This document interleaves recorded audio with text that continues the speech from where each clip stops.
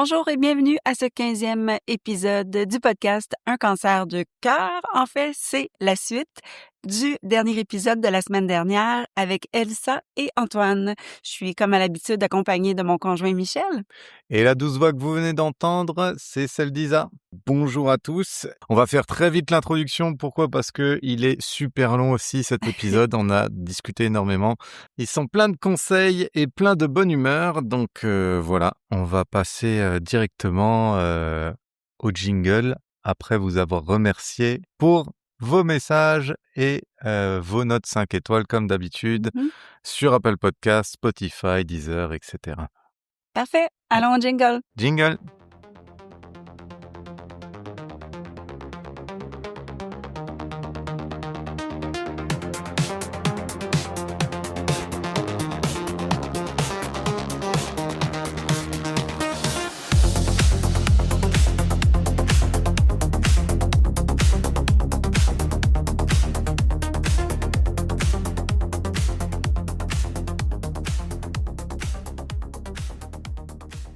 Tant qu'on est dans l'annonce, comment vous l'avez annoncé aux enfants? Parce que tu as dit que vos deux enfants, ils étaient nés quand c'était ça. Ils étaient en à peu jeune près- âge. Bah ouais, en primaire, tu dis? Ah oui, Rose était En primaire, ouais. Les deux étaient en primaire. Rose, elle avait 5 ans. Oh, OK, D'accord. ouais, c'était... Ouais. Et comment vous êtes pris? Je sais pas si vous voulez raconter ça ou si Mais ça- étant donné qu'il y a eu une errance de diagnostic pendant un Ouais. an, Bah, il y avait une attente, on attendait un résultat. Ouais. Ça, Puis, c'est- Ça, c'est long. Ça, c'est assez long, puis on ne sait pas trop. Donc, on leur disait la vérité, on ne sait pas. On ne sait pas. Maman, elle a une maladie, probablement dans la tête. Alors, eux, le seul maladie qu'ils connaissaient, c'est cancer, parce que malheureusement, je suis quand même pas la seule. Et souvent, les jeunes mamans, elles ont des cancers du sein. D'ailleurs, j'ai une amie qui a eu un cancer du sein en même temps que j'ai eu la sclérose en plaques. Elle est plus là. Moi, oui. Mais donc, c'est quelque chose... donc, on était au courant des cancers. Donc, eux, ils disaient, maman, t'as un cancer? Et je disais, non, j'ai pas un cancer. Mais on sait pas ce que c'est. Bon. Et donc, notre fille s'appelle Rose. Et quand on a su que c'est la sclérose en plaques, on a fait un repas, on s'est assis et on a expliqué que ma maladie, ça s'appelait la sclérose en plaques. On avait acheté une bande dessinée qu'on a toujours, qui explique la sclérose en plaques aux enfants. On l'a lu. Et Rose, elle était petite, elle avait 5 ans, elle disait « Maman, t'as la rose en plaques ». C'était trop mignon, elle a appelé ça longtemps. Et puis non, en fait, on a dit la vérité avec les mots, qu'on savait pas trop ce que c'était, que de toute façon, ça faisait un an qu'il me voyait, comme il disait, faire le bacon dans mon lit, hein. Donc, on savait pas pourquoi. Donc, tout ce qu'on savait, c'est que, on avait ça à gérer, et puis que je leur avais promis de me battre. Parce que c'est ce que j'avais choisi de faire, donc je leur ai dit que je fais tout ce qu'il y a à faire. C'est pourquoi je prends tous les traitements Ouais, expérimentaux. t'étais très proactive, là, Ouais. toujours Oui. à chercher les traitements, les nouvelles études. Ouais, j'essaye tout. mais ça a toujours été notre pattern aussi éducatif. C'était, on a toujours, tu sais, la table, nous quatre, Le avec les repas, enfants. ouais. C'est une parole ouverte. Parfois, ça se passe mal. Parfois, ça se passe bien. Mais c'est vrai que moi, j'étais pas mal de l'école où on parlait aux enfants comme des Mongols. Pardon, mais comme des gens qui avaient pas la capacité de tout entendre. Et Elsa m'a toujours dit, mais non, il faut leur dire les choses. Donc, bien sûr. Avec des mots Oui, adaptés, mais adaptés. on regardait, on lisait sur le truc, on en parlait. Mais c'est vrai que Elsa m'a appris à leur parler comme à des êtres humains, dotés d'intelligence. Donc, il n'y a jamais eu de mascarade ou de cachette pour avoir... Tu sais, moi, je sais qu'on m'a caché des choses quand j'étais enfant, et donc ça a eu beaucoup de résonance. Voilà, ils ont découvert ce que c'était avec nous, ils ont grandi là-dedans.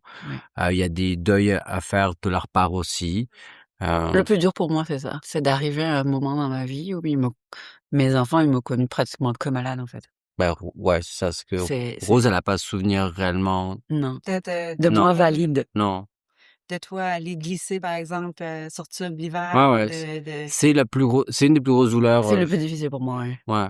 Mais j'ai la chance d'être là. Oui. Tu vois, c'est quelque chose... Mais on peut avoir des douleurs. C'est ma douleur. Ouais. Clairement. Est-ce qu'il y a des choses qui vous ont touché dans leur façon de réagir ou comment ils ont été après, ou je sais pas, des choses. Bah, Je trouve qu'ils sont parfaits, ils ont fait ce qu'ils ont pu, quoi. ouais. Henri a été très fâché avec moi pendant longtemps. Ah oui. Ouais, très, très fâché. Très fâché. De- Beaucoup de peine. Du mal à sortir ça. Ouais, il voulait pas me parler, quand il me parlait, il me faisait la bise, il me mettait des coups de tête à moitié. Et Rose, mécanisme de défense. Et Rose tout de sur suite les très Syndrome de l'infirmière. très communicative. Elle a toujours eu mais même de manière épisodique, elle a des crises de chagrin. Oui, mais oui. Mais alors, par exemple, tu vois, Rose, elle a un trauma, c'est que elle était partie chez des amis le soir où moi je partais à l'urgence, que je savais pas quoi faire, donc j'avais déposé chez des amis parce que je peux pas y aller avec mes enfants.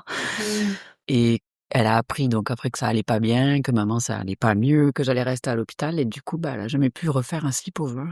Elle a peur à chaque fois qu'elle part de la maison qu'il m'arrive quelque chose. Ça a été très très long avant. Même quand toi tu parles. Ouais. Surtout quand moi je parle. Oui.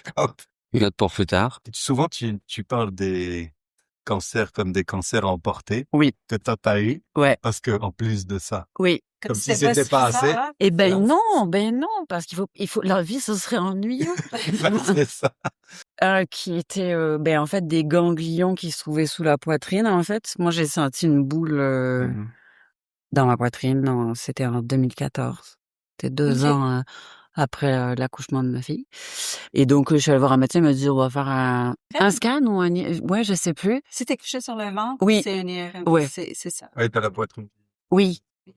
C'est ça. On l'a appris dans notre épisode avec Génia qui nous a Oui. expliqué. J'ai fait ça dans les trous comme ça, là. Oui. C'était très weird. Oui. OK. Et là, ils m'ont dit, donc moi, je sentais juste une boule au milieu, mais en fait, ils m'ont dit qu'il y en avait tout en dessous. Mais le scan était comme ça. Il y avait pas les bras dans le scan. Non. Et quand ils ont ouvert... Ils t'ont remis les bras après? Exactement. Oh, wow. C'est génial, la médecine. Waouh, c'est super. Non, mais quand ils ont ouvert, en fait, les ganglions, ils menaient jusqu'à mon coude de mon bras droit. Oh. Donc, et là, Toute la chaîne au complet. Là. la chaîne au complet allait jusqu'ici. Et pour pas que j'ai 2 cicatrices, parce qu'il aurait fallu qu'il réouvre ici, il m'a dit, il a fait un autre trou ici, puis il y est allé avec le truc, comme tu sais, comme pour les liposuctions, là. Ouais. Que mon bras, j'ai pas pu l'utiliser, genre pendant 3 mois, c'était tout bleu. Mais j'ai pas de cicatrice. Est-ce Fait que je suis tu l'as contente. fait? Je sais pas ce que c'est. C'est quand qu'il y a de l'accumulation de liquide après dans le bras? Après, ça a bien été, j'avais un redon. Ma femme n'a aucune accumulation, ok? J'accumule les conneries, les Val. Non, mais... qui s'accumule. Écoute, non, mais j'avais un redon et tout, machin. Faut qu'ils m'ont tout refait, machin. Donc, j'ai été super bien suivie. Et j'ai su après, a posteriori, que c'était pas très bon ce que j'avais. Ouais. Puis c'est ça qui a fait que pour moi, c'était un cancer à emporter. C'est que je savais même pas que c'en était un. Puis quand on me l'a enlevé, on m'a dit, on l'a enlevé, ben c'était pas bon. Bon, ben, let's go. Ça m'a pas... je trouve que c'est bien, en fait, c'est une prévention sans en être une, quoi. Ouais. Mais il n'y a pas eu de traitement là-dessus? Rien. OK. Rien du tout. Les 2 fois, rien. Hein. Donc, tout a été enlevé à la chirurgie. J'avais un suivi, j'avais des pommades, machin. Après, ils m'ont refait faire des examens pour voir est-ce que ça se reformait. Parce que il m'a dit, si ça se trouve, si c'est pas vraiment pas bon, ça va revenir. Ouais. Jamais revenu.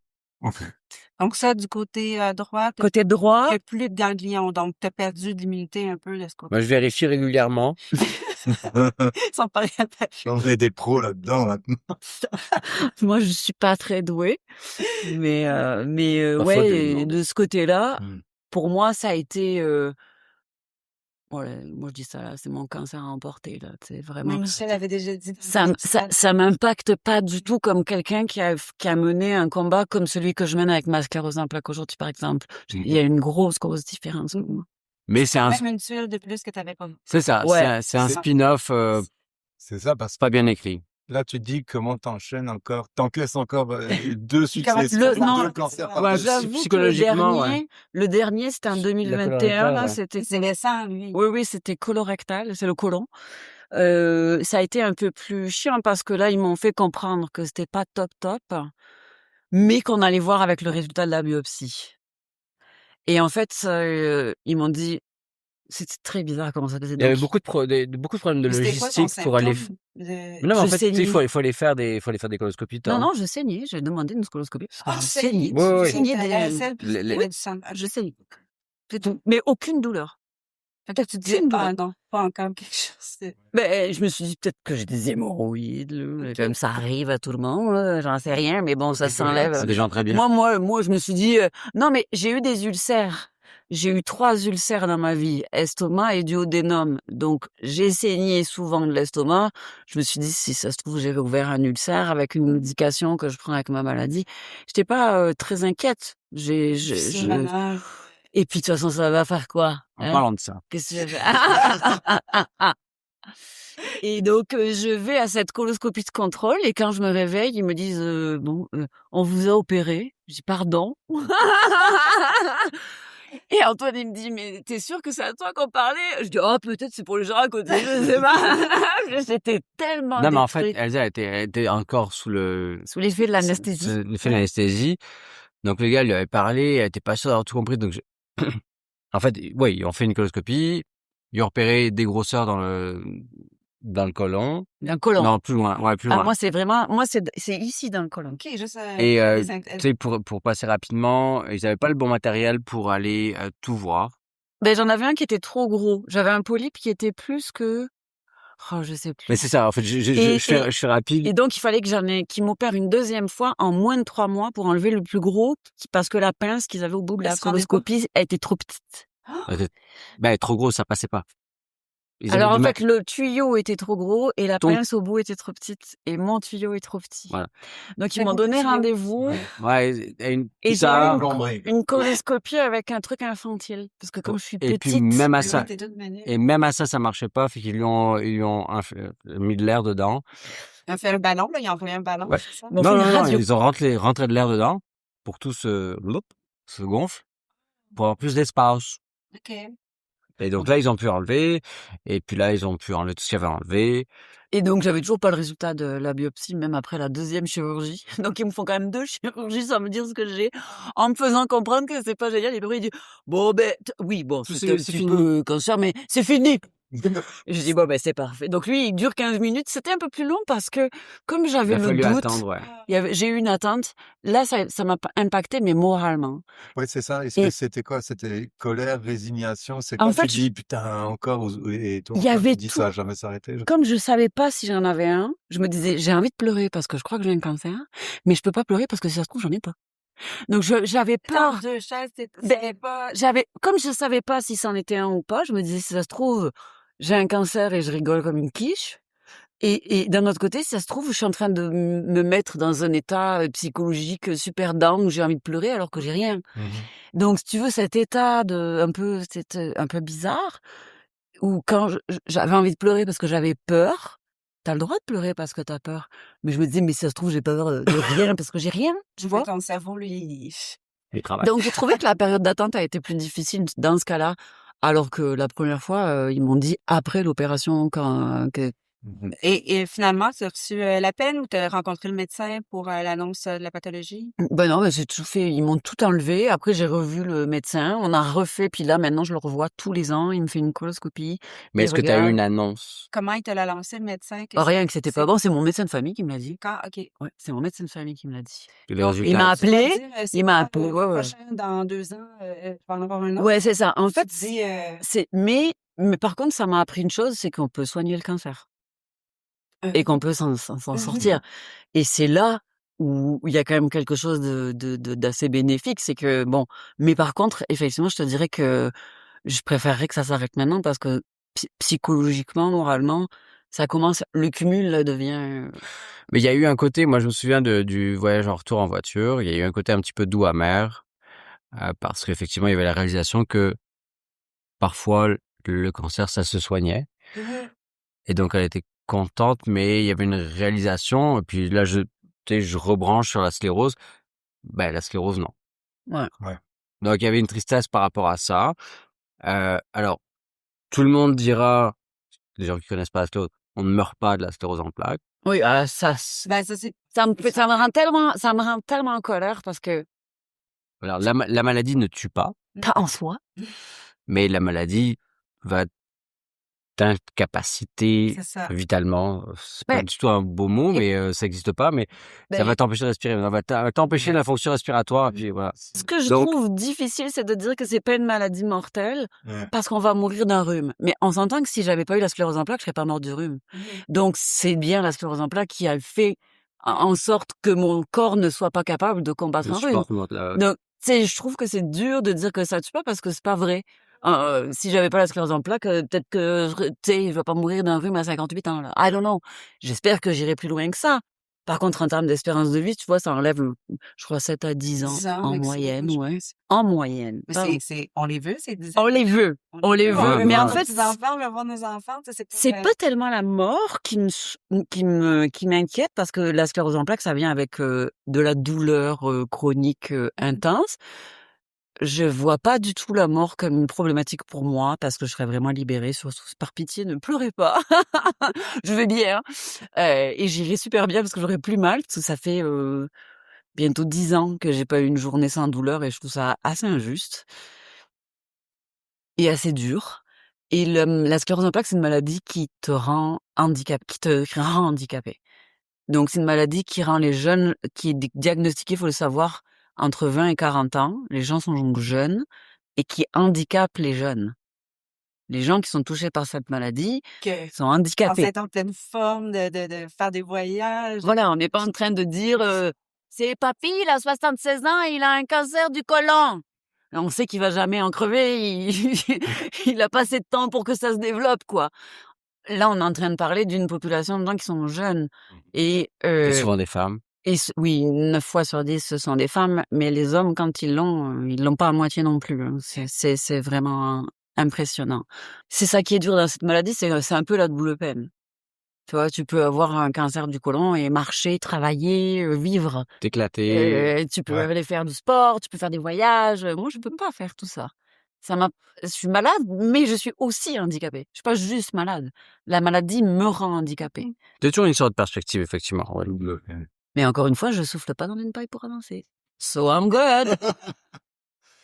I'm good. Est-ce que toi, Antoine, t'as eu peur de craquer un moment où, je sais pas, tu t'es dit, genre, j'ai pensé à partir. Je suis moins fort, je suis Non. pas aussi fort que je croyais. Ouais. Non, vraiment pas. Est-ce que je suis est-ce que je suis assez bon pour elle? Est-ce que...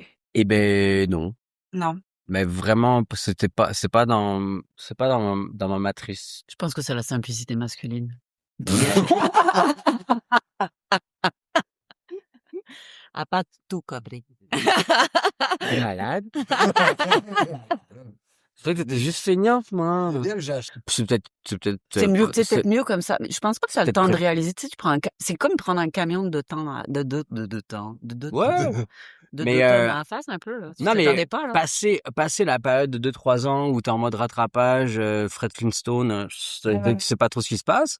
On a toujours beaucoup parlé. Oui. Beaucoup parlé. Beaucoup demandé de partir. beaucoup, ouais. Ouais. Oui. Ouais, m'a beaucoup demandé de partir, d'aller voir ailleurs, de refaire ma vie avec quelqu'un Je lui ai d'autre. offert toutes les options possibles et imaginables parce que je voulais pas qu'il gâche sa vie. J'avais 35 ans. Il avait 37 ans. Mais 37 après, ans, c'est là. hyper, c'est peut-être débile à l'eau de rose, mais on a eu nos vies, tu sais, on s'est rencontrés pas sur le tard, mais dans la fin de vingtaine. On a Pour chacun. toi, moi, j'avais 25 ans. Ouais, mais c'est la deuxième partie de la vingtaine. On avait vécu quand même correctement nos vies l'un et l'autre. Et puis moi, à partir du moment où j'avais choisi Elsa pour passer ma vie avec et faire des enfants, c'était, tu sais, Non, c'est vrai qu'on se pose pas beaucoup de questions. c'est plus qu'un bout de papier, tu sais, dans la maladie, dans la mort, machin. Let's go, quoi. Tu sais, alors, les hauts et les bas, les compromis, les accidents, pas les accidents de parcours, mais les clashs, Les difficultés de la vie, Ouais, quoi. ouais, Mais comme tout, les engueulades, les décès, les maladies, mais par les enfants, les Toi, t'as le désaccords. case bonus. Non, mais par exemple, tu vois, il y a un truc à la con, mais quand tu t'engueules, Ouais. dès que t'as envie d'aller faire un tour pour prendre l'air, Mhm. tu peux pas. Mhm. Non. C'était ma spécialité, ça. Elsa, elle, toujours, quand on s'engueulait, elle disait, Comme moi. tu me casses, tu me laisses tranquille. Et elle part, Je reviens quand je suis tranquille. une heure ou deux, marcher dans la rue, prendre l'air, respirer. Ouais. Et après, on peut parler. Quand l'émotion. Et même le seul sport que je faisais, c'était du running. Donc, tu sais, ça fait partie. J'ai plus partie des choses, quoi. Mais non, pour rester simple, non, jamais. J'ai eu des moments où j'étais en colère. Oui. Il y a eu des moments où que ça me faisait chier parce que peut-être on y viendra tantôt, mais notre intimité c'est pas fou, hein. Mais ça, je pense qu'on peut tous, en tant que victime et en tant que proche aidant, se retrouver là-dedans. La sexualité, c'est un truc qui est pas tabou, mais qui est pas principal non plus. Si t'es pas capable de mettre le chapeau sur la casserole pendant un an ou deux parce que ta compagne est malade, ben c'est que t'as encore un enfant, quoi, ou un ado, pas un enfant, mais c'est que t'es un ado. Ouais. Non, ça a jamais été, en tout cas, ça a jamais été un deal breaker, quoi. Ouais. Elle m'a souvent fait chier, mais pas à cause de sa maladie. Tu m'as pris de court parce que ça va être la partie juste après, la C'est sexualité. une transition. Avant ça, j'avais une dernière question, c'était comment vous réussissez à continuer à rire et à vivre malgré tout ça? On rit pas. Qu'est-ce qui Pardon. Pendant toutes ces années-là, Antoine, tu as toujours été en pleine forme, ta santé.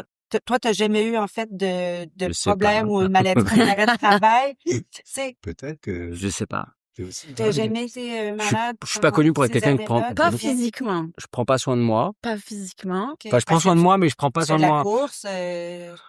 Non. Ben oui, je t'ai déjà vu courir. Mais oui. Ouais, j'ai couru une fois avec vous. Je peux pas. Attends, t'as couru le week-end dernier. Ah bon?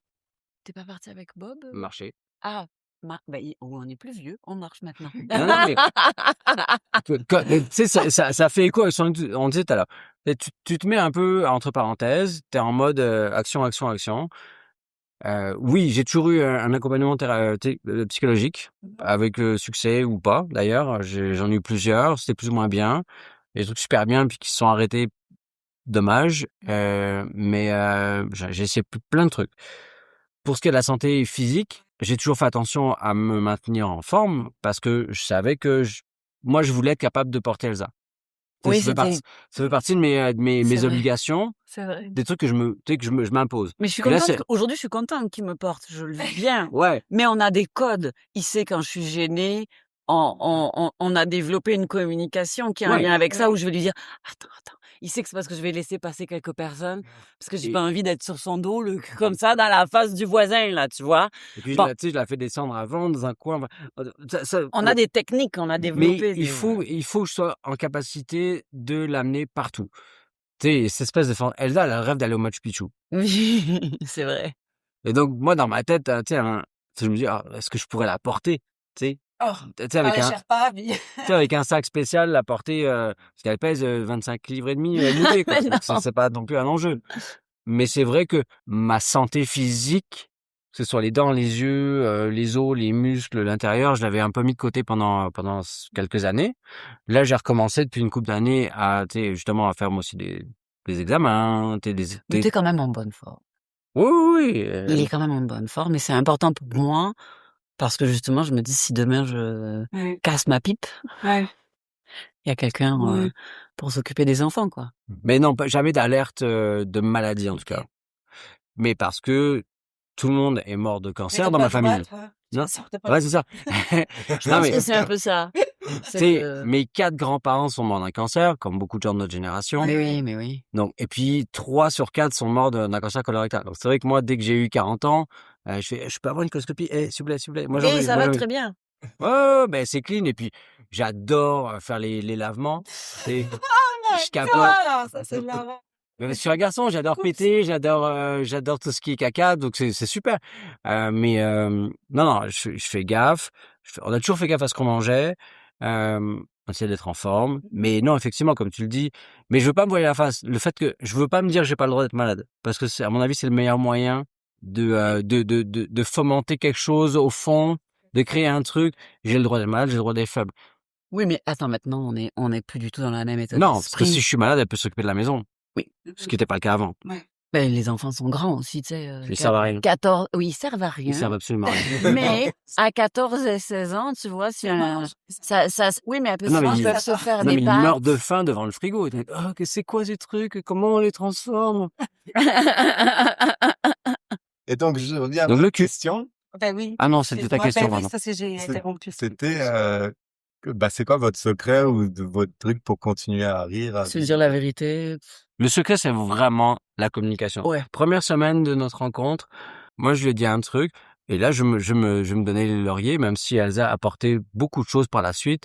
La première petite pierre blanche, je lui ai dit, moi, la clé de toutes les situations, ce sera la communication. Mm. Ça a mis du temps à faire Oui. son chemin. C'était pas mon idée Non, c'était- principale au départ. C'était le sujet suivant. J'avais d'autres trucs plus importants, moi. Mais à 100%, l'honnêteté, de la Ouais. communication, la franchise. De toute façon, personne ne peut survivre, aucun couple ne peut survivre à ce type d'épreuve s'il n'y a pas une communication et Ben, une c'est franchise par rapport une à, affection sincère. Faut vraiment aimer son partenaire. Tu peux pas, parce que évidemment, on garde une partie d'intimité de ce qui s'en vient quand t'es complètement paralysé, mais tu peux imaginer. Malheureusement, la maladie, ça n'enlève pas d'être une femme. Et j'ai vécu des choses vraiment difficiles. Ouais. On s'est toujours dit la vérité. Quand c'était beau, quand c'était pas beau, quand je lui disais de me quitter, qu'il avait pas signé pour ça, que je le pensais sincèrement. Mais je le pensais parce que je voulais qu'il soit heureux, je voulais qu'il refasse sa vie, puis qu'il parte faire des voyages avec les enfants et cette nouvelle fille qui marchait, quoi. Peu importe qui c'était, vu qu'elle marchait, c'était forcément mieux. Ouais. Et lui, ben, il me répondait tout le temps pour le meilleur et pour le pire. Et je me disais pas. On s'est mariés parce qu'on s'aimait. On s'est pas mariés parce qu'il y avait des enjeux financiers, il y avait pas de... On s'aimait, on s'apprécie comme personne. C'est mon mari, c'est mon pote, c'est mon amant, on partage tout. Et puis des fois on n'est pas d'accord, et puis des fois on est d'accord. Je pense que c'est juste l'honnêteté, c'est comme pour dire la vérité aux enfants, faut pas...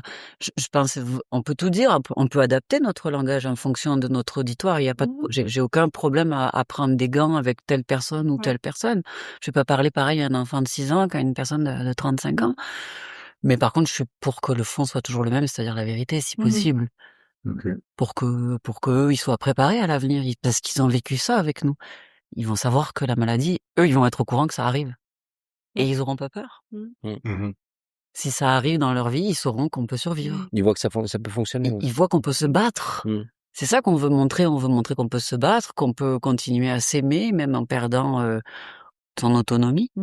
C'est super intéressant. Et de ce fait, la vérité, je pense que, ou la discussion, Oui. c'est vous l'avez beaucoup abordé sur le sujet sexualité. Oui. Donc dont tu parlais avant.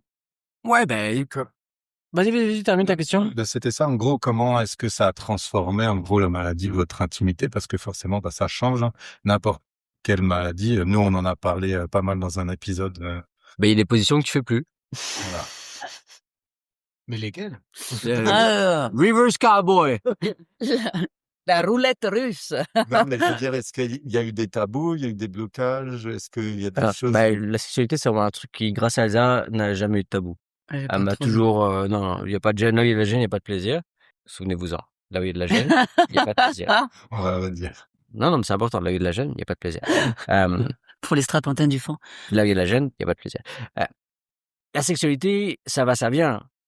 Oui. C'est fondamental et accessoire. Parce que c'est fondamental parce que si le courant passe pas intimement, ça ira pas loin. Non. On va pas se dire raconter de conneries, ça ira pas loin. On peut s'aimer tout ce qu'on veut. S'il y a pas de courant, ça va. Mais c'est accessoire en ce sens où il y a des priorités dans la vie et ça, c'est pas en haut. En fait, si tu veux, le fait d'être malade et de pas être en capacité physique de pouvoir avoir des rapports sexuels, c'est des choses qui me sont arrivées longtemps. Mais j'avais quand même du désir pour mon mari, c'est-à-dire que je le trouve beau, il me plaît toujours. C'est pas parce que j'avais pas envie, c'est parce que j'étais physiquement dans l'incapacité de faire. Donc, c'est pas comme quelqu'un qui te dit « Oh non, mais j'ai plus envie de toi ». C'était une dysfonction physique. Je veux dire, si j'avais eu un accident de la route et que j'avais été plâtrée pendant 6 mois, ça aurait été pareil. Ouais. J'aurais toujours eu... Je pense qu'à partir du moment où tu as encore du désir, que tu es toujours en admiration... Moi, j'admire beaucoup Antoine. C'est quelqu'un... Je le trouve beau, je le trouve intelligent. C'est quelque chose d'important pour moi et ça fait partie des choses qui font pour moi que les couples fonctionnent. D'avoir cette cette admiration en l'un envers l'autre. Oui. Et je l'admire beaucoup et je l'ai toujours désiré. Donc même si mon corps était pas en capacité de pouvoir avoir un rapport, mon désir était présent. C'est pas comme les gens qui se séparent parce qu'il y a plus le désir, elles ont plus envie. J'ai un manque de désir par la maladie, mais quand je le regarde, je me dis pas, oh mon Dieu, tu vois, je me dis, oh, il est beau gosse, il me plaît bien, c'est bien, ça me plairait de pouvoir avoir l'option. Donc, je pense que je l'exprimais toujours, malgré le fait que, et ça m'arrive encore, d'avoir des moments où je peux pas, parce que je sens pas mes jambes. Donc forcément, je sens peu ou pas mon appareil reproductif, même. Donc forcément, ça va avec des hauts, des bas. Et c'est difficile pour moi parce que j'ai toujours envie de faire l'amour avec lui, mais je sens rien. Donc je fais un choix. Je fais un Le choix. cerveau a envie, mais le corps ne donne pas les. J'ai pas de sensation physique, mais j'ai une sensation émotionnelle, j'ai une connexion. Je le fais parce que j'ai quand même cette connexion. J'ai ce moment où on est tous les deux. C'est le seul moment où on est corps à corps, où on est tous les deux. Il y a que nous. Il y a une intimité qui vient avec ça. C'est pas juste. Je pense que moi j'ai pris plus d'importance dans l'intimité, dans le moment intime qu'on partage. Parce que qu'est-ce qui différencie toi de ton meilleur pote ou ta meilleure pote? C'est le cul. Donc s'il y a pas de cul, ben il y a pas de couple. C'est le seul truc que je ne fais qu'avec lui. Donc voilà. Je vois une aparté. Mais par contre, oui, pendant que j'étais légume, j'étais dans l'incapacité d'avoir un rapport quelconque. Est-ce qu'il y a je sais pas, de la tendresse qui s'installe différemment ou des gestes que vous faites du coup pour, je sais pas où ça Dans ce moment-là, il y a rien. Non, quand je suis malade. Parce qu'il y a pas d'envie de toute façon. Comme je disais tout à l'heure, les priorités, ça descend à la cave, quoi. Quand t'es en traitement, que tu vomis, que t'as la diarrhée pendant 6 semaines, tu te dis pas, oh, super, et en plus, je vais devoir lui tailler une pipe. Dernière des choses que j'ai dans mon programme. Ouais.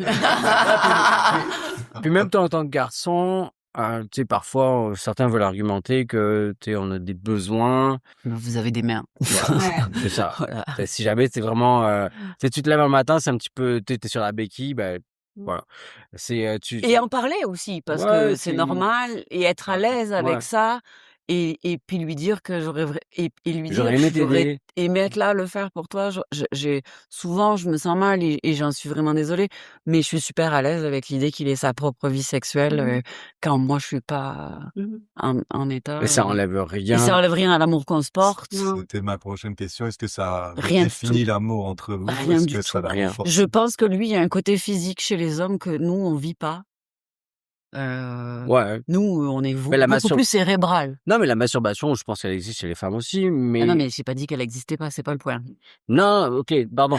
Mais ce que je veux dire, c'est que, tu sais, c'est let's go, quoi. C'est effectivement, c'est ouvert. Être à l'aise de parler de la masturbation à son conjoint et de dire que, voilà, oui, je dis pas qu'on parle de ça tous les jours, mais on aborde le sujet et s'il y a besoin d'en parler, on en parle, quoi. C'est pas un problème. Ça fait partie de la vie sexuelle. Et même moi, j'y suis passée parce que tu sens rien à un moment donné. Donc, des fois, je me dis peut-être que j'essaie des trucs pour voir s'il y a quelque chose qui fonctionne. Oui, je suis passée par cette étape-là. Je pense que c'est important. C'est important de connaître son corps parce que j'essayais de me créer des sensations en me disant, bon, je sais pas, un peu à gauche comme ça, peut-être que, hein, tu vois. En voilà tous les faits. Donc je pense que c'est important et je pense qu'il faut arrêter d'avoir des tabous avec ça. Les hommes se masturbent, les femmes se masturbent, tout est correct. On a le droit d'être en couple, d'avoir des rapports sexuels et de se masturber et de tout faire en même temps. C'est sain. C'est sain. Ben, tout est dans l'intention. On n'est pas obligé de plonger dans la masturbation pendant 2 plombs, mais voilà, ça non plus. Si dans ces cas-là, tu as besoin de support autre pour aller dans la masturbation, c'est que c'est pas bon. Tu vois, normalement, la masturbation, effectivement, vient... Ouais, mais tu le flashes un peu quand même, tu vois, tu fais des petits trucs sympas. Food for thought, tu vois. Faut entretenir le truc. Est-ce que vous auriez justement un conseil pour d'autres conjoints qui vivent cette situation et qui ont un problème de sexualité parce que, peut-être qu'ils en parlent pas, comme vous dites, la communication, c'est super important, mais il y a peut-être d'autres choses que vous aimeriez partager qui seraient intéressantes pour eux, qui pourraient les aider? C'est dommage d'arriver en discussion à cause d'une maladie, parce que sur la thématique de la maladie, oui, comme on l'a dit, la sexualité est importante, mais elle doit pas être prioritaire. Je m'excuse et je pense que c'est une priorité qui est très masculine. Je suis pas sûr que quand un homme a un cancer ou un homme a une sclérose en plaques, je suis pas sûr que quand un homme est handicapé, la femme se pose ces questions-là. Donc pour moi, c'est une question qui est axée, qui est genrée, pardon, mais je suis pas sûr que ce soit pertinent dans une neutralité, quoi. C'est un problème de gars. Ben oui, puis il y en a des gars qui partent dans la maladie de leur conjoint, quelle que soit la maladie. Des fois, c'est pas comme tu dis, c'est un cancer qui va durer 1 an, 2 ans, mais eux, au départ, non.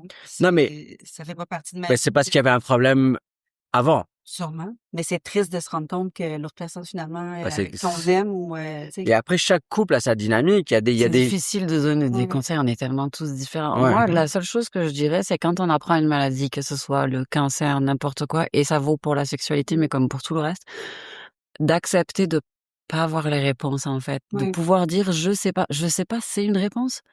Si tu sais pas, tu sais pas. En fait, dans la vie, j'ai la sensation, entre le travail, les enfants, la famille, il faut toujours répondre. On nous demande plein de trucs, il faut toujours avoir la réponse, la solution, on va la chercher, on la trouve. Mais quand tu es dans un truc comme ça, bah, tu sais pas, tu sais rien. Et d'être capable de répondre «je ne sais pas» ou «je te reviens plus tard» sont des réponses acceptables. C'est important de pouvoir dire «j'en sais rien». J'en sais rien. Et ce qui m'a fait choisir mon neurologue, parce que j'en avais vu plusieurs, c'est ça, c'est quand il m'a dit «ça, je sais pas». Je lui dis «quand la plaque là, elle fait quoi?» «Ah, je sais pas». Je dis «OK, t'es honnête. Tu me dis pas de la bullshit là». Ouais. Il y a d'autres médecins qui vont te dire «on va essayer ce médicament, vous me direz dans 3 semaines comment c'est».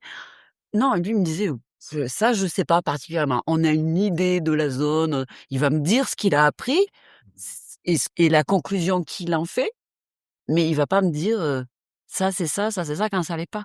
Et je pense que d'être honnête avec soi et de dire qu'on sait pas, qu'on a peur, d'être honnête avec ses émotions et pour les hommes, moi, la sclérose en plaques, c'est souvent des femmes qui sont malades, alors forcément, on est avec des hommes qui ne s'expriment pas parce qu'on n'apprend pas aux hommes à s'exprimer et à exprimer leurs émotions, à les nommer. Ben, c'est ça, aider le conjoint à pouvoir s'exprimer, à lui dire: «Dis-moi ce que tu ressens». Puis là, il va toujours commencer en général, je me souviens Antoine quand je disais: «Dis-moi ce que tu ressens». «Alors j'ai fait ça, j'ai été là». Non, non, non. Ça, c'est pas des émotions ça, OK? Et puis là, il commençait à me raconter d'autres trucs. «Bah ouais, bon, avec mon collègue». Non, non, c'est toujours pas une émotion. Et au final, il se rendait compte qu'il fallait du temps pour lui pour chercher dans son vocabulaire ce qui avait attrait aux émotions et qui est pas donné aux hommes. Et je trouve ça difficile pour un conjoint qui du jour au lendemain se retrouve avec, tout, tout à faire. Tout à faire. Mais justement, ça tombe bien parce qu'on avait préparé d'autres questions sur justement le proche aidant, donc en plein dedans. En gros, aujourd'hui, comment tu perçois le rôle d'Antoine? Est-ce que tu vois, qu'est-ce que tu sens qu'il t'apporte? Est-ce qu'il t'apporte trop? Est-ce qu'il t'apporte pas assez? T'aimerais parfois qu'il en fasse moins, comme avant tu parlais faut pas, il y a des moments où je veux l'apporter, mais il faut pas, ou ce genre de choses. Mais Comment tu perçois c'était ça plus au début, en fait, c'est Ah. comme un ajustement. Ouais. C'est difficile parce que lui, il voulait me faire plaisir selon ses croyances. Donc, ça part toujours d'un bon sentiment, mais ce n'est pas ce dont j'ai besoin. C'est il croit que j'ai besoin de ça, mais c'est pas la réalité. Et j'ai voulu dire: «Non, mais ça m'intéresse pas, je préfère ça». Il se dit: «Non, mais moi, je sais mieux». Hein, donc j'ai quand même C'est toujours bien voilà. pour les hommes, hein. Donc ça, c'est vraiment frustrant parce que quand t'es plus en capacité de te déplacer tout seul, quand t'es plus que tu perds ton indépendance en fait, et que tu demandes à quelqu'un de t'acheter du pain et qui revient avec du pain du pain de mie, tu te dis mais fuck, c'est pas ça que je voulais. C'est gentil, merci. Oui, mais ça va durer plus longtemps, c'est déjà coupé. Oui, je comprends, mais c'est pas ça que j'avais maintenant. Ouais. C'est des ajustements en fait, et ça c'est pas grave parce que ça part. En fait, c'est dans l'intention qu'il faut qu'on soit. Oui, on va faire des erreurs. Oui, on va se tromper. Aussi bien la personne malade que le proche aidant. Les deux sont en train de s'ajuster de façon différente. Juste de se donner un petit peu de cool et de se dire, OK, je pensais que c'est ce qui était de bien. Mon intention était bonne, mais je suis tombée à côté. C'est pas pareil je vais lui faire bouffer du salami qu'elle a envoyé ou pas. Tu vois, c'est comme, faut faire attention à l'intention. Son intention envers moi, elle était toujours bonne, bienveillante. Ouais. Donc même si j'avais pas ce que je voulais, j'avais de la difficulté à le dire parce qu'il était, par exemple, j'adore les Kinder Chocobons. Oui. Tous les ans, il me ramène des Kinder Bueno. Ça fait 18 ans qu'il me ramène des Kinder Bueno. Je déteste ça. Je veux des Kinder Chocobo. Mais il se souvient que j'aime le chocolat Kinder. Il prend n'importe quoi, mais c'est pas de la Kinder. Tu vois ce que je veux dire? Il veut me faire plaisir. L'intention est bonne, mais ça manque le petit détail. Antoine, à travers tout ça, comment, on en a parlé un petit peu, tu prends soin de toi, mais comment, tu sais, sur une semaine, qu'est-ce que tu fais exactement pour prendre soin de toi? Est-ce que tu fais de la thérapie, de la relaxation, de la marche, de la course? Tu prends des Lundi, moments c'est pas pour d'Iménie. tu cuisines, tu sais, Ah oui. qu'est-ce qui te rend heureux, tu sais, pour, Je réfléchis, mais ma constance a toujours été entre 5 et 15 minutes, que ce soit calisthénique, yoga, tu te déposes vraiment là-dessus? étirements, mais c'est beaucoup de renforcement musculaire, mais toujours en poids constant, j'ai jamais fait de salle. J'ai toujours ce fantasme de vouloir courir. J'ai jamais couru de ma vie, à part avec vous. Si avec le chien, tu cours. Ouais, j'ai couru 3 fois dans ma vie. Pour un gars qui court pas, voilà. Mais j'ai beaucoup d'ego. Mais je suis passé de l'autre côté de la quarantaine. Donc je sais que le métabolisme est pas aussi rapide non plus. Je voudrais surtout pas me bloquer le dos. Tu vois, ça fait partie des trucs, des petites angoisses où je me dis putain, si je me bloque le dos, c'est l'enfer. Ouais. Parce que là, il peut plus porter Ouais. ni moi, ni mon fauteuil, ni rien. C'est vrai qu'il y a beaucoup de choses qui reposent sur lui maintenant.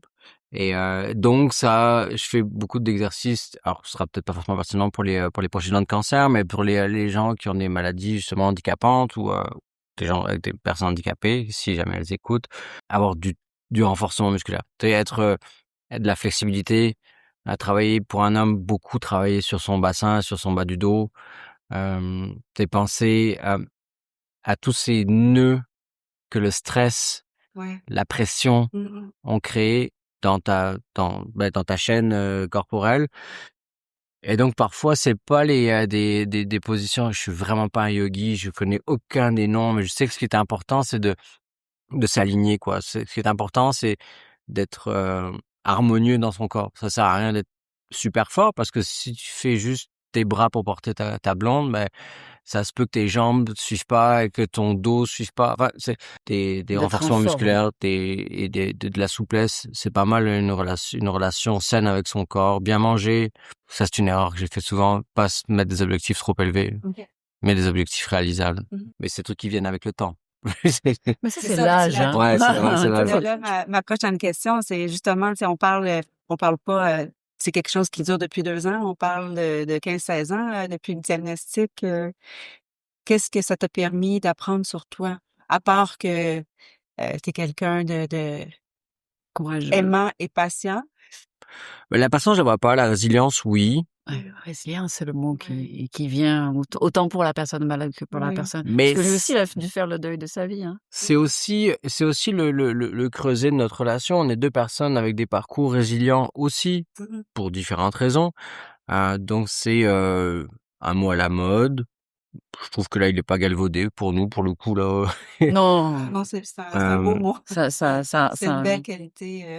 Ça reflète bien ce qu'on vit. Mais est-ce que tu peux revenir sur le début de ta question parce que Non, mais en fait, tu sais, c'est pas c'est un long processus. L'être humain évolue tout le temps en vieillissant et tout ça, mais vous avez pas vécu la maladie, appris à vivre avec la maladie seulement récemment. Là, oui, ça fait longtemps. Plusieurs années, oui, ça fait longtemps. 15-16 ans, donc vous avez grandi, vieilli avec ça. Tu sais, vous avez évolué. J'ai eu des petites copines, j'ai eu des blondes, mais j'ai jamais eu de relation réelle. Elsa, c'est ma première. Donc, c'est le package total. Ouais. J'ai tout. Mais je pense que ce qui est important, c'est qu'on était tous les deux all-in. Il y a jamais de point. Il y a pas de... Il y a 2 trucs super. On s'est jamais menti. Il m'a raconté toute sa vie, tout ce qui... Il y a 2 axes ultra fondamentaux, je pense, dans notre relation. C'est effectivement l'ultra confiance extrême. On n'a jamais fouillé le téléphone dans l'un de l'autre. Vraiment. En 18 ans.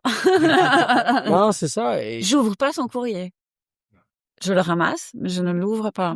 Mais la résilience, le courage. Mais le courage, non, parce que Ben, c'est pas du... Ben si, Ça, en fait, ça un vient peu, parce que naturellement. t'as peur quand même. Tu sais, T'as peur, mais tu vas. ça fait longtemps que c'est là, hein. Tu vis comme ça, oui, mais...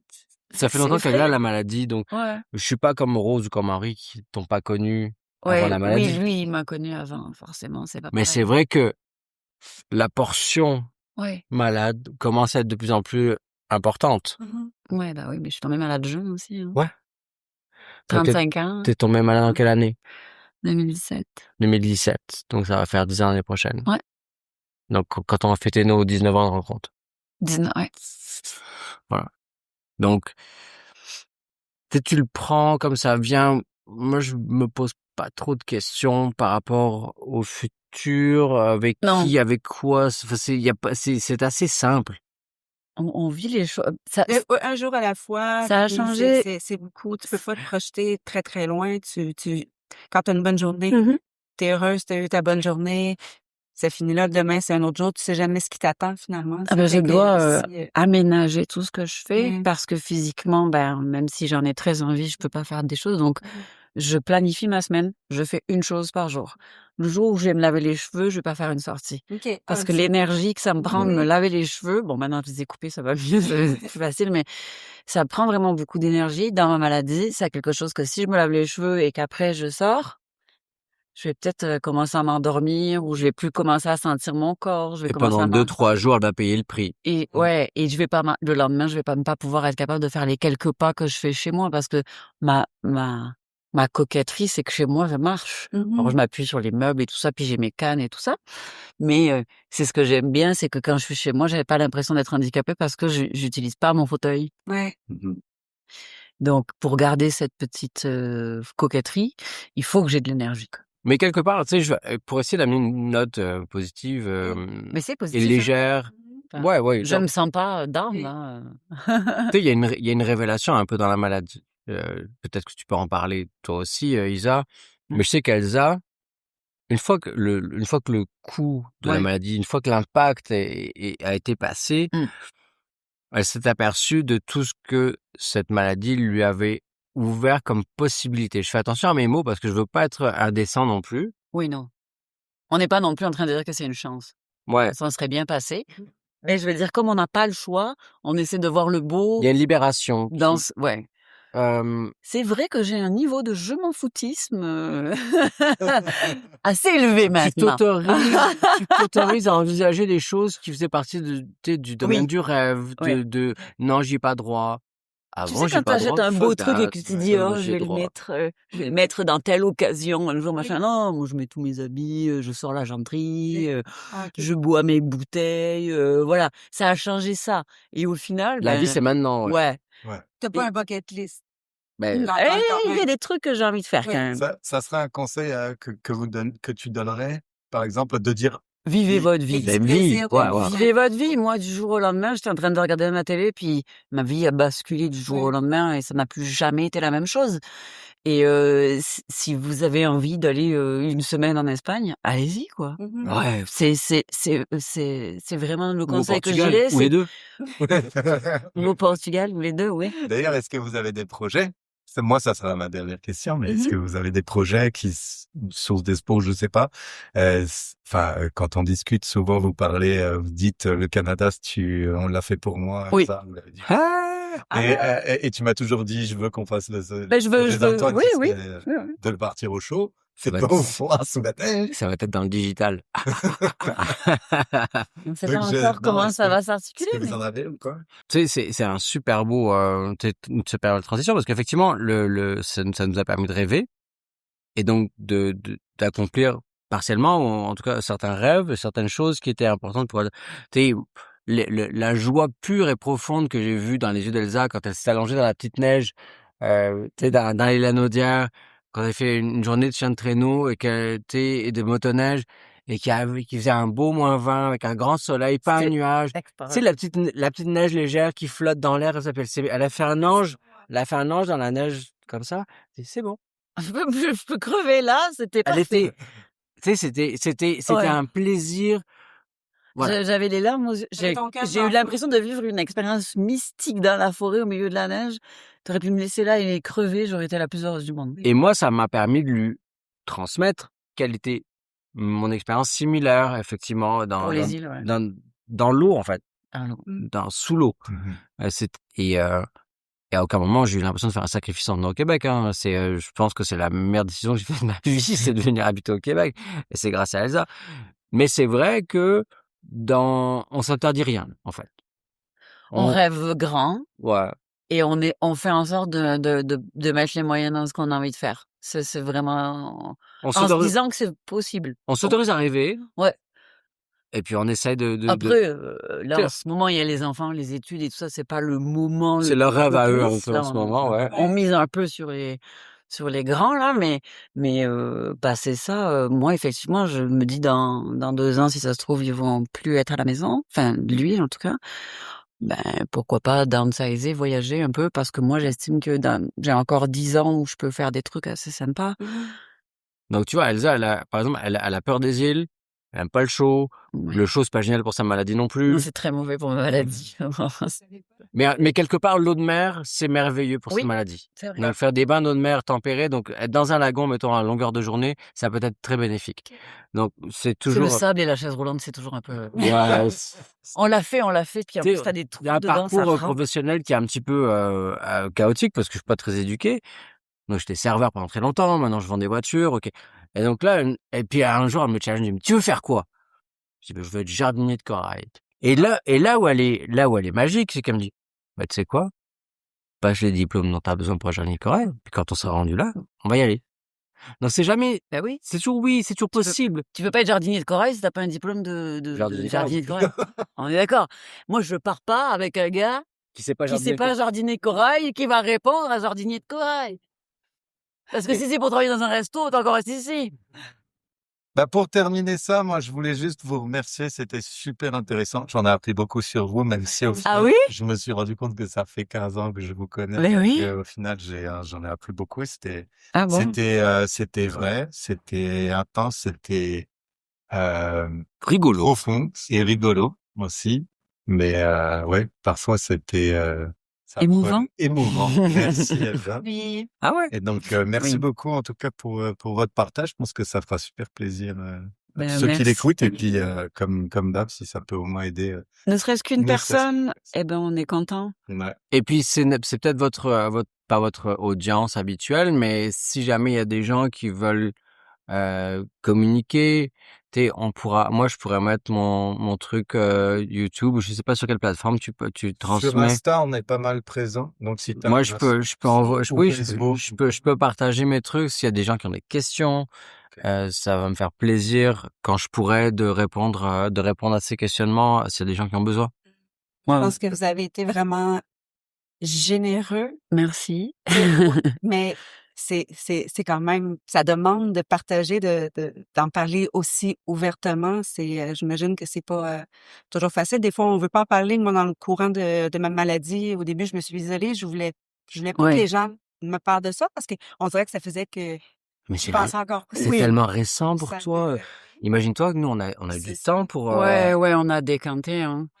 Mais moi, je suis pareil. Au début, je voulais pas en parler parce que je voulais être moi et pas la sclérose en plaques. Je voulais être Elsa et pas la sclérose en plaques. Sauf que là, au moment du départ, la sclérose en plaques a été plus forte que moi. Aujourd'hui, il y a un équilibre. Il y a des jours où c'est elle qui gagne, des fois c'est moi, mais j'ai l'impression d'être un peu dans un ring de boxe tous les matins. Et tous les matins, je me lève et quand je pose mon pied à terre et je caresse mon chien, puis là, je me dis, si je sens pas mon chien quand je le caresse, je me dis, bon, ça va être une sale journée. On va cogner partout. Attention les meubles, j'arrive. Et si je sens que, tu vois, j'ai une texture, que je sens le poil de mon chien, le crin, je me dis, peut-être on va pouvoir marcher un petit peu aujourd'hui, puis on s'habitue à tout. Et je pense que se soigner, c'est faire un choix, c'est se combattre. On a choisi de se battre. On a choisi que ce soit aussi bien le cancer que la sclérose en plaques. Donc moi, tant que je suis pas, enfin, je veux dire, je vais mourir ou mourir en essayant, quoi. Mais c'est tout. Sinon, c'est pas la vie, quoi. Enfin, moi, j'ai choisi la vie. C'est comme ça qu'elle est. On va arrêter l'épisode d'aujourd'hui sur les belles paroles d'Elsa. Voilà, j'espère que ça vous a aidé, que ça en a fait peut-être réfléchir sur certains problèmes ou soucis. Et en tout cas, j'espère que leurs conseils ont été intéressants à entendre. Et comme d'habitude, je laisse le mot de la fin à Isa. Pour rappel, ici, on a un cancer, mais on reste 2 cœurs à le combattre. Donc, prenez soin de vous. À plusieurs, on va s'en sortir. Bye! Un cancer de cœur.